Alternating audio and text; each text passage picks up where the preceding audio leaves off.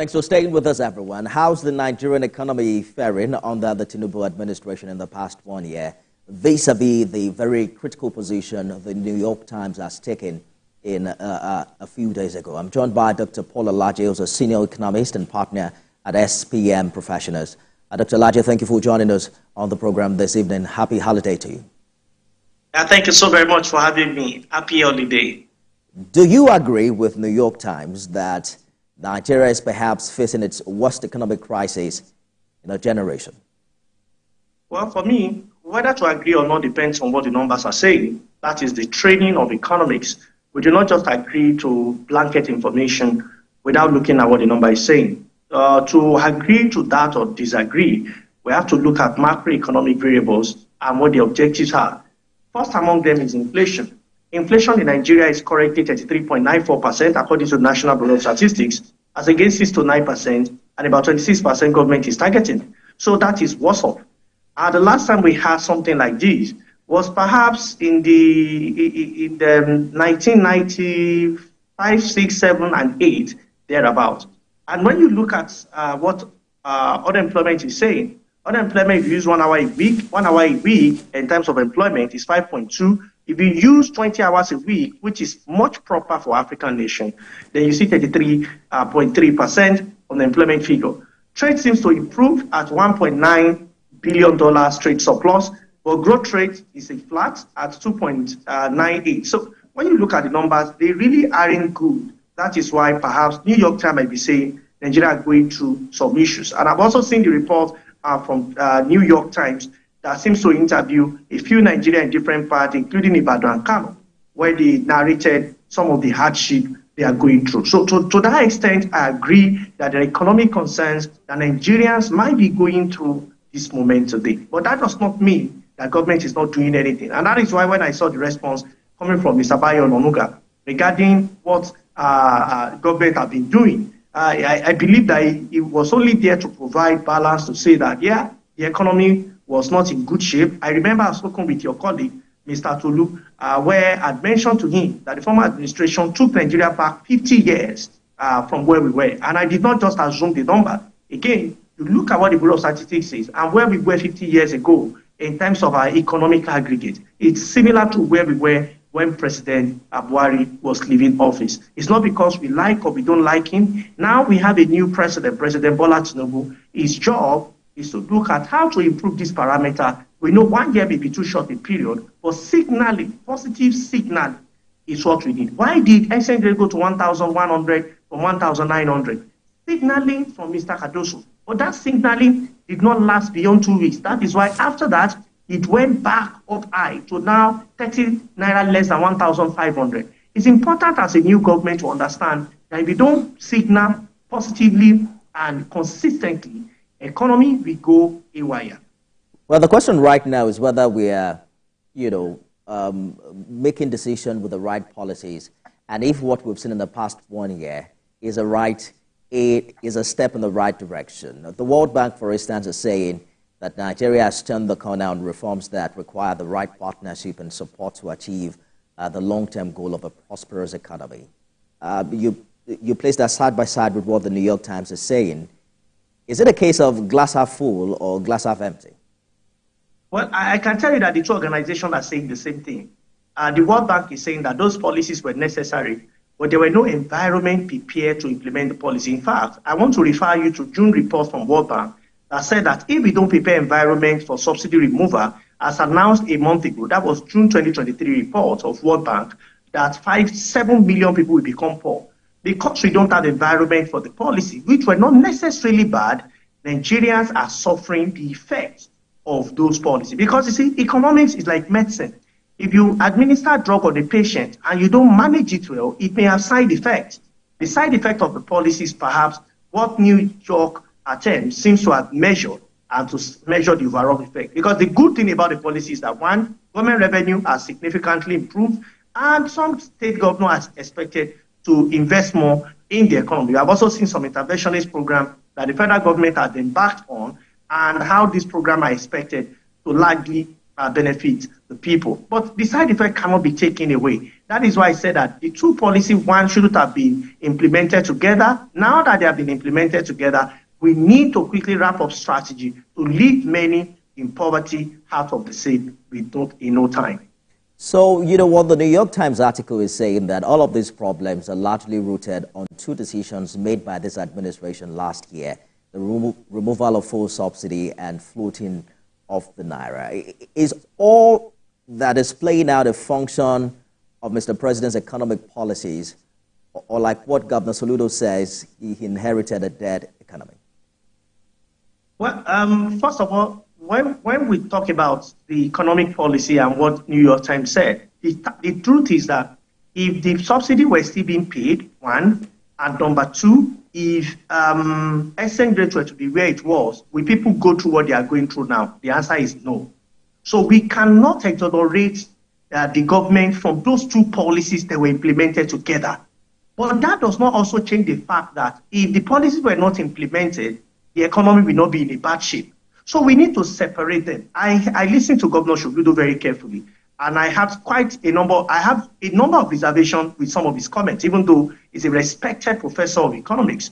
But that does not mean that if we become a player, we might not make some mistakes, especially with our comment. So the truth is, those two policies, if you're asking Nigeria, you are a reputable media house, and you can put this on X, I'm on X, tag me, I will help you share it. What has happened with these two policy implementation? Remember, I underlined the word together and not being prepared for these two policies. So, but if you have not implemented these two policies, we can see before President Buhari left office, we still have high inflation, double digit, but was never up to 33.94%. We still have some level of hunger, we still have unemployment, we still have all of those things, but not at this level. So now that the policy has been made, my understanding, which is where I differ completely from Professor Soludo, is how do we consider the macroeconomic variable to achieve their goals? One of those things is to pay labor. You cannot say as a state, you cannot pay 62,000, which is not even the recommendation. The recommendation is 100,000 naira. You cannot pay people less than $2.15 a day, which is over 90,000, about 100,000. You cannot say you cannot pay that, and you are in office. What is the purpose of being in office? If you cannot pay people decently. I've also said example of someone who is in a private school and another one who makes water. Those are very basic, those are very flimsy excuses that should not be made, not even from an economist. So I completely disagree on those grounds. But as these two policies have their negative impact, the direct answer is yes, because we have put numbers together, I think, sometime around December to measure the impact of the two policies on Nigeria. It is not wrong to have the two policies because they have direct positive impact on government, but private investment have been affected, household consumption have been affected, and you have to combine these three together. So while one component of national income has been energized, the remaining two are suffering from it, which is private investment and household consumption. And that is exactly the way it is. So it now depends on who is speaking. If government speak, government will tell you the policy is good. If household speak, they will tell you the policy is bad. If firms speak, they will tell you the policy has not been convenient for them. And perhaps that's why you see some firms saying they will leave Nigeria. But as government, they will always say it's good because even in the national income number, government has benefited from the policy more than the people, more than household. With the benefit of hindsight, are you saying that this administration shouldn't have made both decisions, both policy decisions in the past 15 months? My advice would have been, if you want to float Naira, we should have done it in phases. It should not been done together. It should have been managed float, which I didn't hide. I think the clip of that should be with Mr. Tolu, your colleague. Two, in removing subsidy, I've won before the elections, that whosoever win, because I heard the promises of all the candidates, and I was just laughing. I said, I'm not sure any of these candidates understood the gravity of coming to remove subsidy abroad, and that's exactly what is playing out. Before you remove subsidy, as government, you either support Dangote refinery to speed up production, or you concentrate on Port Harcourt refinery to speed up, or you partner with an international organization for steady inflow at no bottleneck. We did not do any of the three. So, but we are here in the middle of it. I did not support, and I have not supported, I'm still not supporting the fact that we remove subsidy without a plan. At Eagle Square, it was abruptly removed. The impact is with us and it remains with us for a while. But the question should not be in the past. The question should be going forward. What can we do to come out of the economic quagmire? What can we do to remove the impact on our people? I think that should be the question. And if that is what you're asking me, I can tell you that, yes, it is easy. I believe government still have sufficient time to undo. When I say undo, does not mean you bring subsidy back, even though there's some element of subsidy now. No. But what we can do right now is to come up with a national strategy on alleviating poverty and also perhaps national economic. We're going to get there, Dr. Laje. Hoping we have. And they're talking about what we can do. This article seemed to have raised IMF's position in March that the federal government is subsidizing fuel again, warning that this could cost government up to 3% of its 2024 GDP. Government seemed to have consistently denied this claim. But with what we've seen with the constant price of fuel in the past months, what do you think is happening?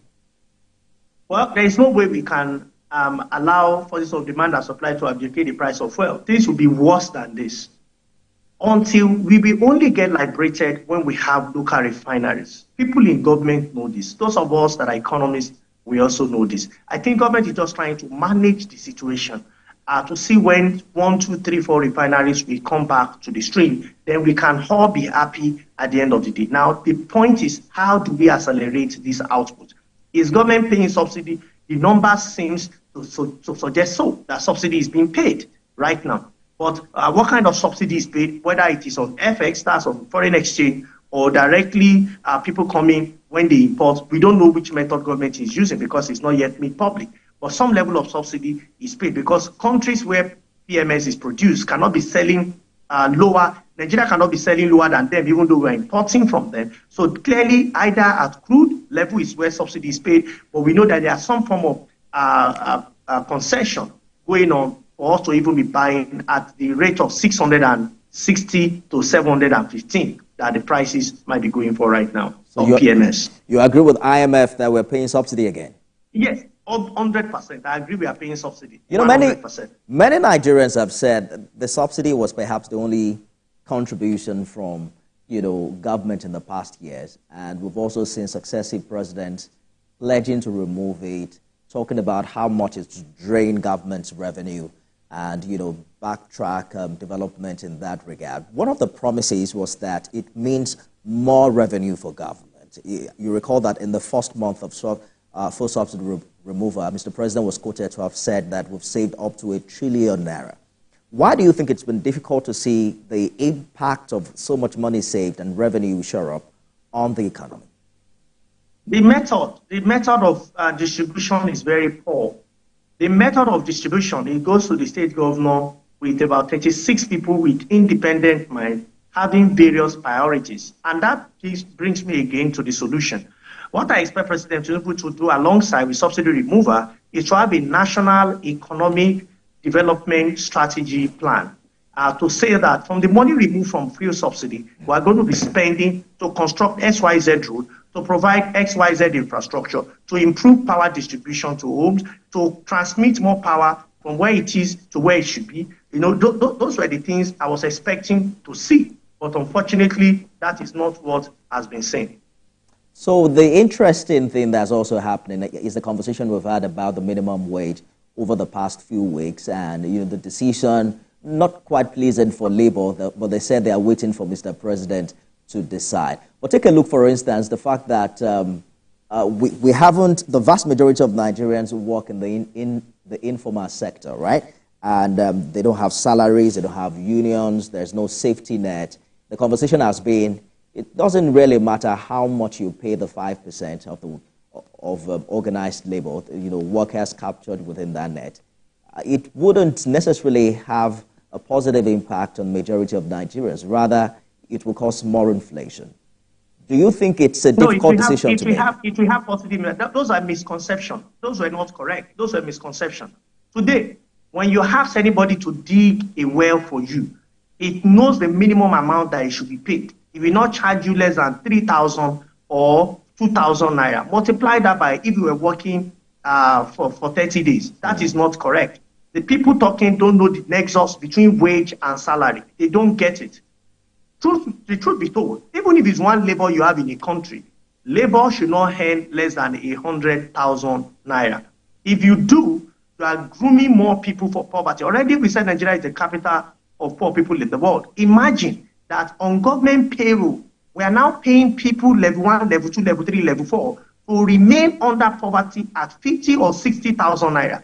I don't think we will be proud of this. Imagine what those who might want to invest in the country would think. Imagine the kind of report that would come.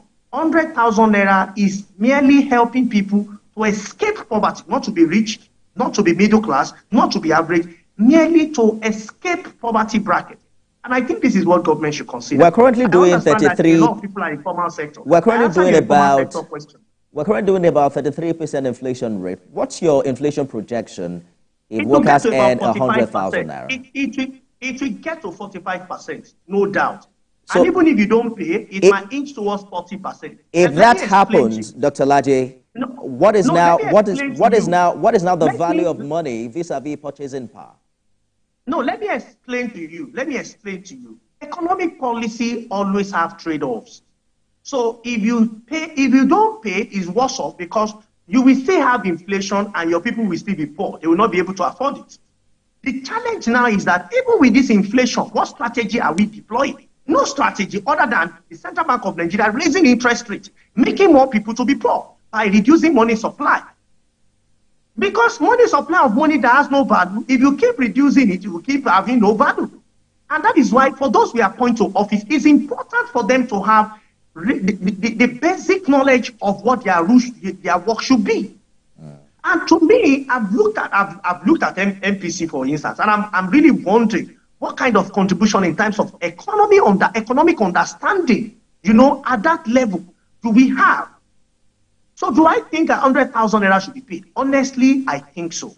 I'm not just thinking so. The numbers agree with it. If we pay 50,000 or 60,000, by that, the number of people that will remain in poverty will be high. Inflation will still be there because how do you end inflation? It's not because you pay salary or not. It's by increasing agro output. The main driver of inflation we have today is agriculture. So how do we boost agro output? The answer is simple. Can we create agro hubs for about 600 or 500 local government out of over 700 local government we have in Nigeria? Can we even start with 50 local government to 100 local government? I see several going on around the state. Can we put this in a national strategy to be coordinated by Mr. President? Can we put it in a national strategy? I don't think President should be the one to lead it. But we want to see his body, the embodiment of President saying this is what he wants to achieve. And do I think President Tinubu can achieve this? The answer is yes. Do I think that he has the power? He has the influence. That's the right word. Because if the president takes this seriously, I tell you that we will have food output, you will have food excess, you have food exports, and you will start seeing agro-processing functioning again. For some of us who are in agro-processing, myself inclusive, we have not been able to get, what do we call inputs because of insecurity. But spread this all over the country. More people will be employed. And when you have more employment and you have more output, you cannot have inflation. Because what we influence increase in output will not be inflation. It should be productivity. So, and that is what we should look at. Besides, even if you say that, because of inflation, therefore we should leave people at 30,000 or 50,000, that will not be a correct argument. And that is why we disagree completely with people that say people should be paid to be poor. We have run out of time, but this is the conversation we must have and continue to have to address what the challenges are with our economy. Hopefully, all of what you've talked about and perhaps what government is also doing with its intervention policy will bring some fruits in the coming days. Dr. Paul Alaje, big amen, senior economist and partner at SPM Professionals. Thank you so much for talking to us. Thank you so much for having me. That's the show this evening, everyone. You can watch it again